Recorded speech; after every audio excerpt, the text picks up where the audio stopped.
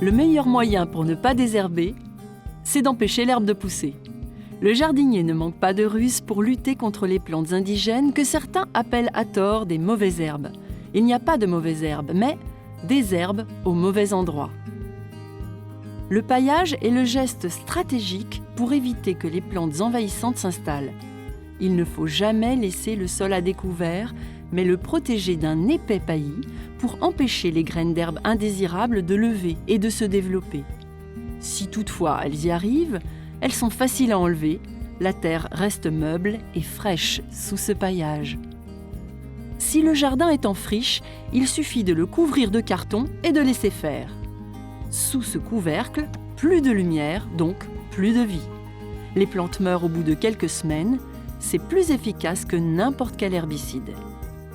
Pour démarrer un potager sur un terrain enherbé, l'idéal est de faire pousser des pommes de terre. C'est une culture nettoyante.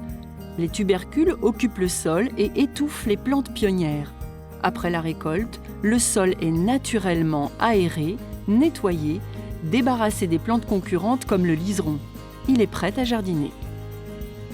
La nature a horreur du vide. En attendant le prochain semis ou repiquage et pour mieux s'organiser, le sol peut être provisoirement recouvert d'une bâche, ce qui permet de le retrouver intact quelques jours ou semaines plus tard.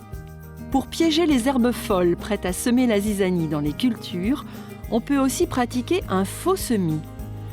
Il s'agit de préparer le terrain comme pour un vrai semis, aérer la terre, niveler avec un croc, arroser, sauf qu'au lieu de mettre en culture, on laisse lever toutes les graines spontanées en dormance dans la terre.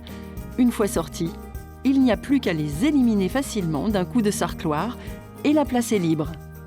Enfin, il faut savoir que si quelques indésirables parviennent malgré tout à prendre racine, il suffit de les couper avant la montée en graines et, en dernier recours, les arracher.